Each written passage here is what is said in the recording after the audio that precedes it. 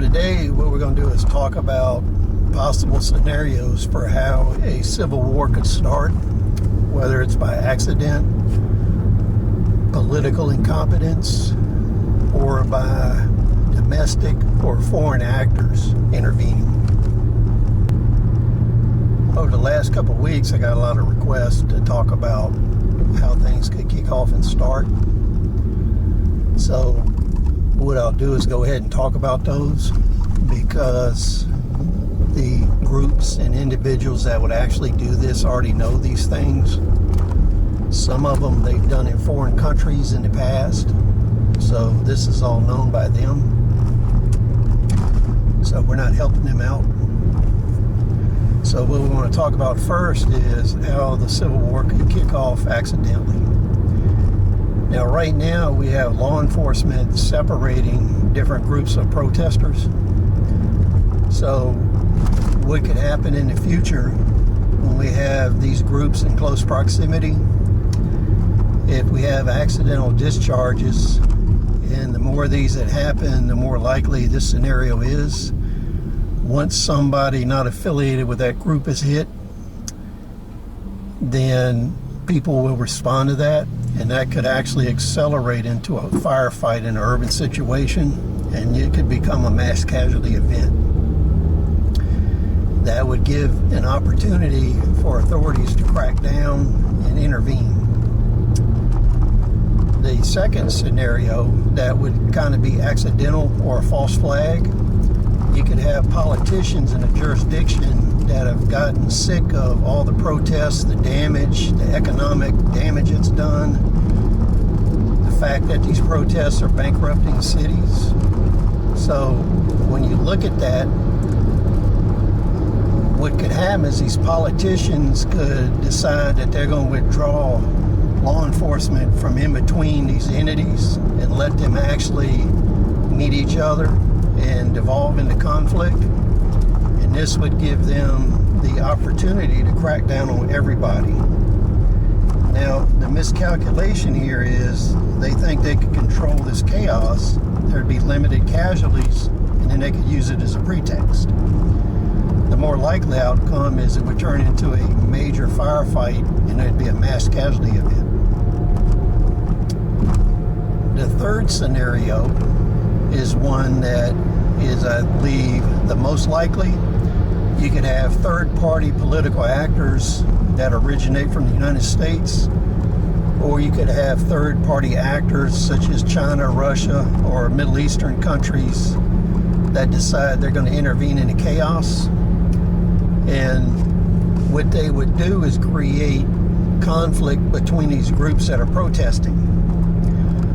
So what would happen is all these countries have sufficient personnel already in the United States embedded. They also have available to them mercenary forces. So these operations can be done by mercs.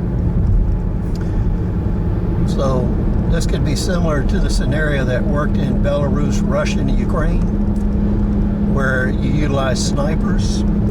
And the most effective would be use suppressed high-velocity sniping rifles, where the discharge would still be heard, but the location the shot came from would be confusing, because when you're using the high-velocity suppressed weapons, it sounds like the bullets come from right angle to the actual trajectory. So if you set this up properly, each side would think the shot came from the other. So what you would do is you'd have a merc or a third-party operator, or multiple third-party operators in sniping positions. And the thing to remember is this doesn't have to be on buildings. These could actually be from car hides like were used in Iraq. So you could have one or more car hides in an area of likely protest, and you would fire at both sides and also law enforcement. This way everybody's confused where it came from, and what the foreign actor would be trying to do is get everybody to start shooting at each other. So if they got all of the entities there in law enforcement shooting at each other and created a mass casualty event, they would be putting the United States into chaos, and this would promote their foreign policy objectives against the United States. This is probably the highest likelihood that we'd have foreign actors supported by their collaborators within the United States instigating this. And if you look at how this was done in other countries, you can use the sniping scenario, you could use car bombs, IEDs, or a combination of them. Probably the most effective one would be to use a car bomb embedded in the area of protest, followed up with sniper fire. And in order to withdraw the forces so they weren't captured, you do rolling, sniping ambushes, especially with car hides, and that way your direction of retreat would be covered by other sniper teams, and you'd leapfrog out of the area after you initiated. Now, I don't want to see any of this happen, but I think there's a high probability of it, because many foreign countries, especially China and some of the Middle East actors, they would stand a very good advantage in international operations if they could cause the United States to be preoccupied with conflict here. So it would be to their benefit to initiate a civil war. And this civil war wouldn't look like what people think it would look like. It would be a low-intensity conflict. It'd be a combination of things. It would be similar to the IRA operations in Northern Ireland, with some of the IED, car bomb, and sniping that you saw in Iraq. So the best way to think about these car hides and some of the different ways that this could be operated is to look at the DC sniper, and also look at Juba, the sniper in Iraq. Now, of course, the Iraqis say that was one sniper. Most other people say it was multiple ones, that their exploits were put together in order to increase the propaganda value.